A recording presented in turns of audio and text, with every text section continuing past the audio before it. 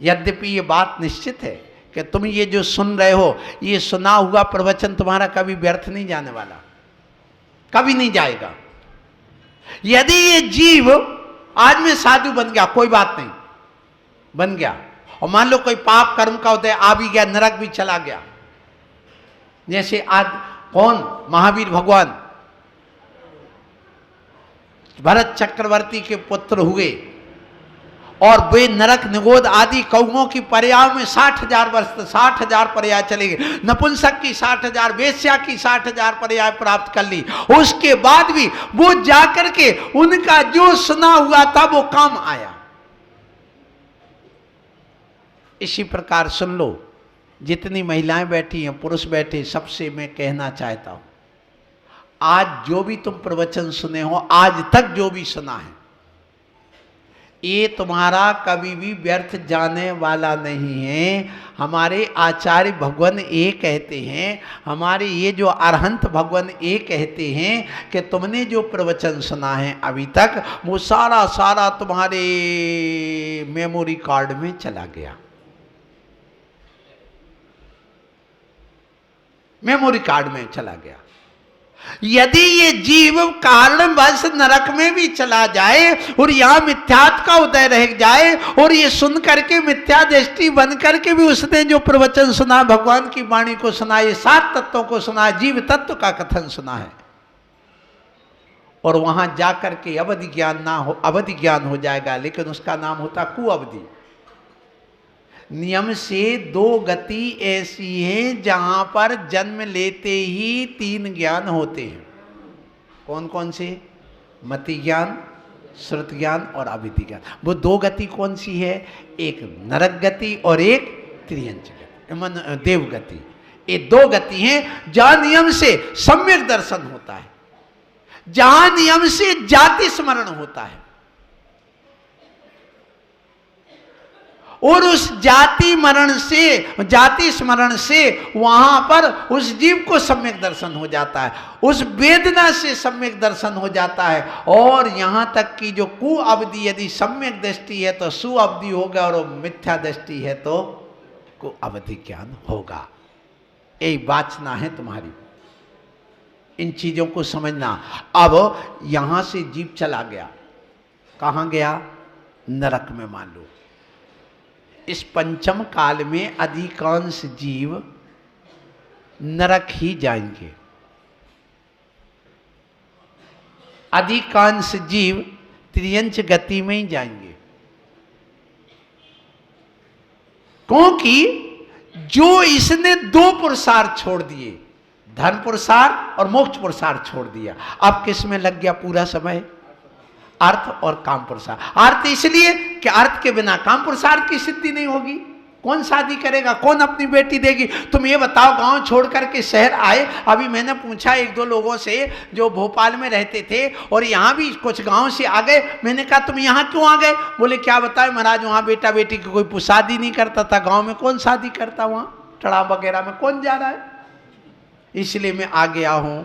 तो क्यों आए आप? ईमानदारी से बताओ, पैसे के लिए क्या पुण्य के लिए?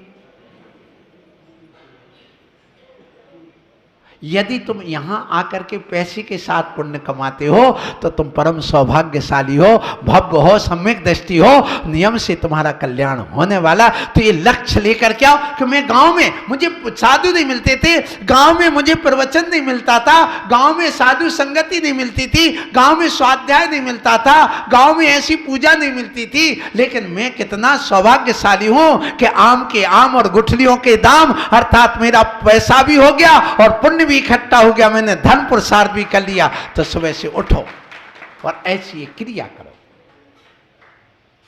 और जो तुमने यहां सुना, जो मैं कहना चाह रहा हूं, ये यदि जीव नरक भी चला जाएगा तो वहां पर ये हमारे जो सम्यक दर्शन के 5 अंग बताए गए, सम्यक दर्शन के लिए 5 जो लब्धियां बताएंगे, क्षयोपशम लब्धि, विशुद्धि लब्धि, देशना लब्धि, प्रायोग लब्धि और कर्ण लब्धि। कितनी लब्धियां? 5 लब्धि। तो वहां पर ये ध्यान रखना, ये जो आपने उपदेश सुना है, ये उपदेश वहां पर आपके लिए देश ना लब्धि का काम कर जाएगा और नरक में भी सम्यक दर्शन हो जाएगा। वहां तुम्हारा चेक यहां का वहां बन जाएगा और ये जीव सम्यक दर्शन हो करके नरकों में मोक्ष का मार्ग खोल लेगा। कितना बड़ा सौभाग्य है इस प्रवचन सुनने का भी। इसलिए ये मत सोचना 1 घंटे तक मैं क्या करूं, दुकान पर बैठता तो 1000 की बिक्री हो जाती, 10,000 की हो जाती, मैं पढ़ता तो वहां ऐसा कर लेता, मेरी नौकरी चली जाएगी, ये हो जाए, ऐसा कभी मत सोचना बंधुओं। में हाथ जोड़ के मैं आपसे कह सकता हूं, क्योंकि तुम भी सिद्ध स्वरूपी आत्मा हो। निश्चय नय से देखा जाए प्रत्येक आत्मा सिद्ध है, निश्चय नय की दृष्टि से।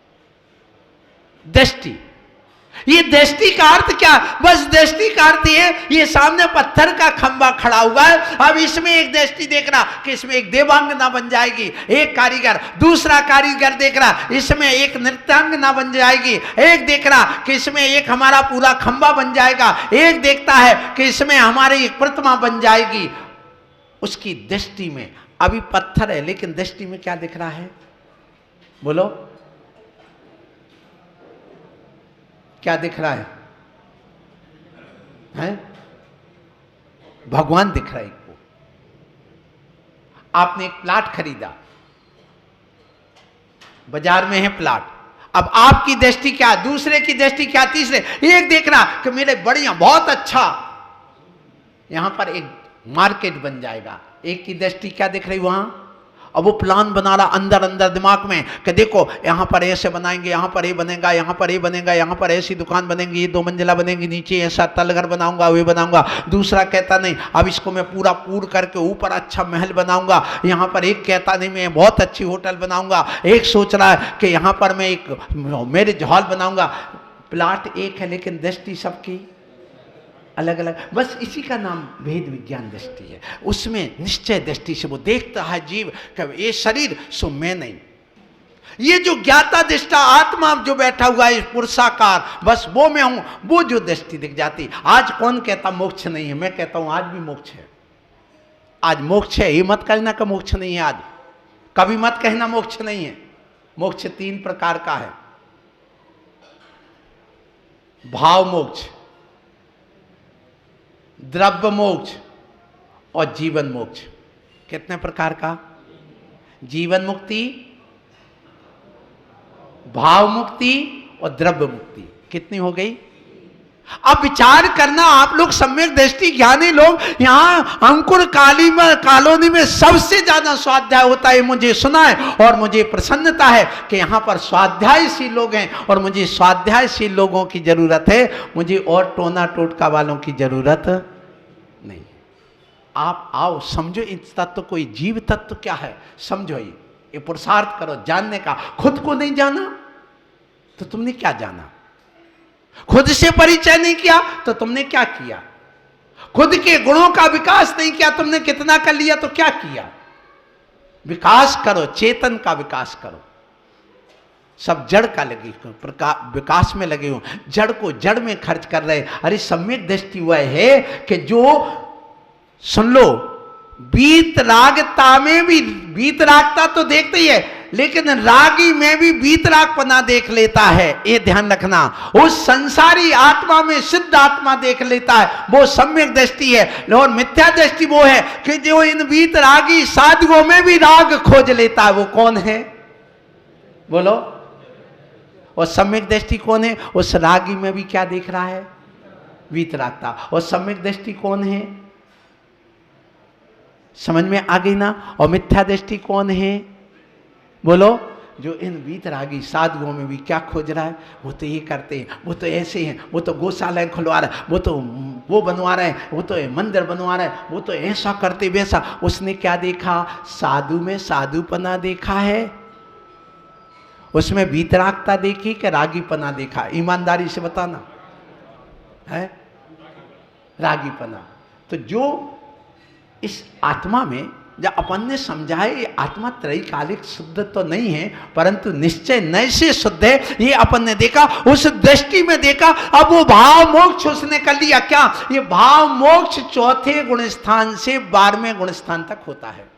कितने तक बोलो? 4थे नहीं, 5वें नहीं, 4थे से, जहां पर इस जीव को सम्यक दर्शन हो जाता है। भेद विज्ञान हो जाता है, स्व और पर का ज्ञान हो जाता है, वहां पर वह जगन्य से मोक्ष मार्गी बन जाता है। वह इस भूमि से ऊपर उठ गया है और ऐसा वह जीव अपने आत्म कल्याण के लिए आगे बढ़ता है और पर को छोड़ करके निज में आने की भावना करता है। इसलिए सुबह से वह चिंतन करता है, मैं कौन हूं, मैं कहां से आया हूं, मुझे जाना कहां है।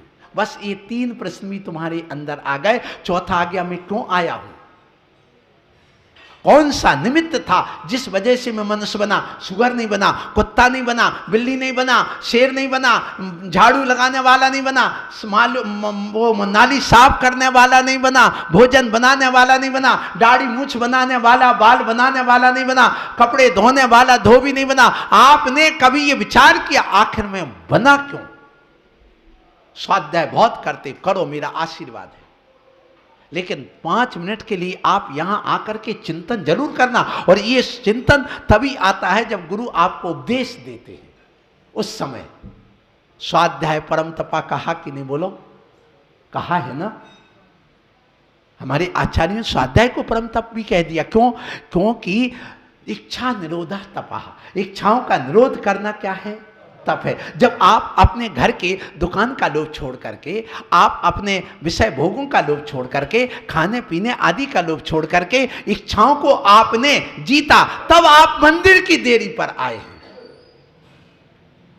वही इस मंदिर के द्वार पर आता है जो अपनी इच्छाओं को लिए क्षणिक जीत लेता। यदि इच्छाएं होती, वो खाता पीता होटल में बैठा होता, पेपर पढ़ रहा होता, दुकान पे बैठा होता, दुनिया के और भी पाप कर रहा हो, चौराहे पर बैठ करके कौन आ रहा कौन जा रहा इसको देख रहा होता। लेकिन तुमने उन इच्छाओं को जीता कि नहीं, बोलो।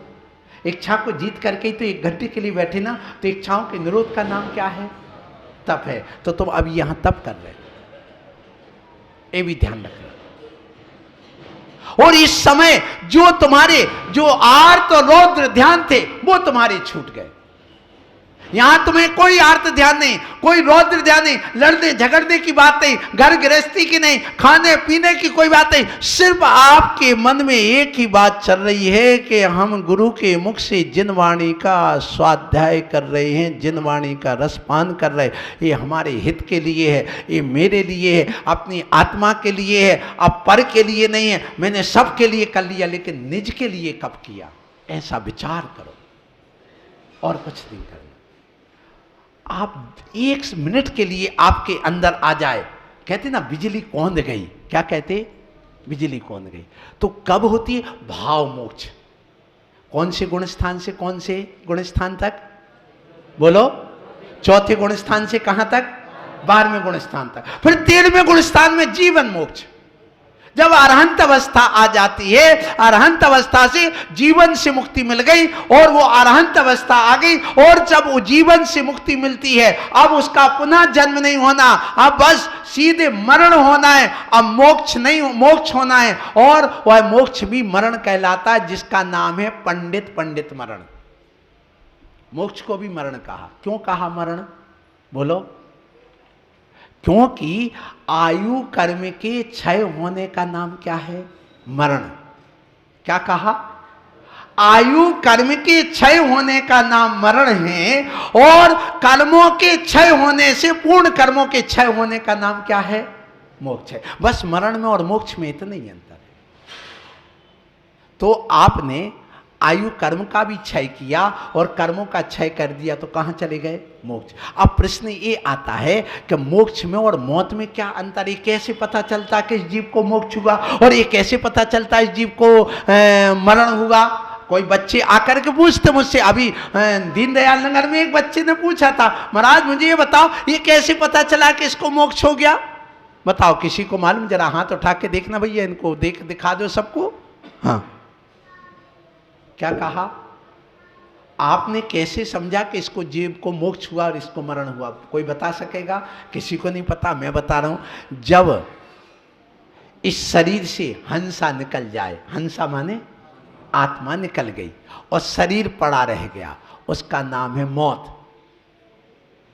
क्या कहा, शरीर पड़ा रह गया और अंदर से चेतना निकल गई, हंसा निकल गया, आत्मा निकल गया, उसका नाम क्या है? मौत। और मोक्ष कब होता है? कैसे पता चलता है इस जीव को मोक्ष हुआ? कि जब ये शरीर तो कपूर की तरह देखते देखते उड़ जाए और हंसा आत्मा एक आकार के रूप में, खांचे के रूप में रह जाए, जो देखने में ना आए, उसका नाम क्या है? मोक्ष। बस यही पता चलता है। यहां मान लो इस संग बैठा है, 6 साधु बैठे हम लोग हैं, और अब इनमें से महाराज बैठ गए शिवदत्त सागर जी आत्म ध्यान में, और यहां समोषण लगा हुआ है मान लो, और बैठे बैठे उनने आत्मा का ध्यान किया, चिंतन किया, केवल ज्ञान हुआ। केवल ज्ञान हो करके और देखते देखते ये ऊपर उठे और बिल्कुल ऊपर अधर में आ गए, इसका मतलब केवल ज्ञान हो गया। जब इस जीव को केवल ज्ञान होता है, जीवन मुक्ति मिलती है, तो ये जमीन से 5000 ऊपर उठता है। इससे पता चल गया इसको केवल ज्ञान हो गया। और जब वहां देखते देखते फिर इसके बाद में वह जीव अपने आप में जब समोषण में भी है, तो वह धरती से कितने अंगुल? 4 अंगुल। हमारे सारे भगवान शिखरों से मोक्ष कौन गए? चाहे वो शंभे शिखर हो, चाहे गिरनार हो, सब बड़े बड़े पर्वतों पे कौन गए? पृथ्वी तल से इनकी ऊंचाई 3-3 हजार मीटर की है। कितनी बोलो? 3000 फीट, कहीं 3000 मीटर, कहीं कितना, आप चले जाओ। तो भगवान को जब केवल ज्ञान होता है, वे 5000 धनुष ऊपर चले जाते हैं, और इतना जाने पर वो जब ऊपर ऊपर गमन करते, तो वहां पर वो उस पर्वत पर पहुंचते, उस पर्वत पर पहुंच करके वहीं 4 अंगुल ऊपर रह जाते और ध्यान करते, और शरीर पूरा का पूरा उनका कपूर की तरह उड़ जाता। देखते देखते सब विलीन हो जाता है, और जो बाल बड़े रह जाते जो आजू बाजू के, और ये जो नाक बचते हैं, बस उतने ही रह जाते, बाकी सब गायब हो जाता है। तो पता चला इस जीव को क्या हो गया? मोक्ष हो गया। तो इसको कहते द्रव्य मोक्ष। तो मोक्ष कितने प्रकार का? कौन कौन सा? द्रव्य मोक्ष, भाव मोक्ष और जीवन मोक्ष। भाव मोक्ष आज भी है। कैसे? सुनो, आप बैठ गए, मेरे पास आओ, शाम को मैं आपको सिखाऊं भाव मोक्ष क्या कहलाता है। ले लेना ज्ञान, ध्यान रखना सागर वालों, ये मुझे मालूम है, घर का जोगी जोगड़िया आन गांव का सिद्ध, ये पक्की बात है, इस नीति है। आचार्य विद्यासागर जी गुरुदेव जो यहाँ बैठे, जिनकी इतनी यहाँ पर मान्यता है, आप वहाँ पर भी क्या, कहाँ कर्नाटक में, वहाँ पर जा करके पूछो तो वहाँ कई लोगों को अभी पता ही नहीं कि विद्यासागर कौन है। ऐसे भी लोग बैठे वहाँ पर भी, जिनको धर्म कर्म से मतलब नहीं, पूजा पाठ से कोई मतलब नहीं, जैन है लिखते हैं। ये दशा है। तो कहने का तात्पर्य ये है कि अपन इस बात को समझें कि अपने आप में समझो कि यहां आपको ज्ञान देने के लिए आए हैं, आप कैसे अपनी आत्मा का ध्यान करें।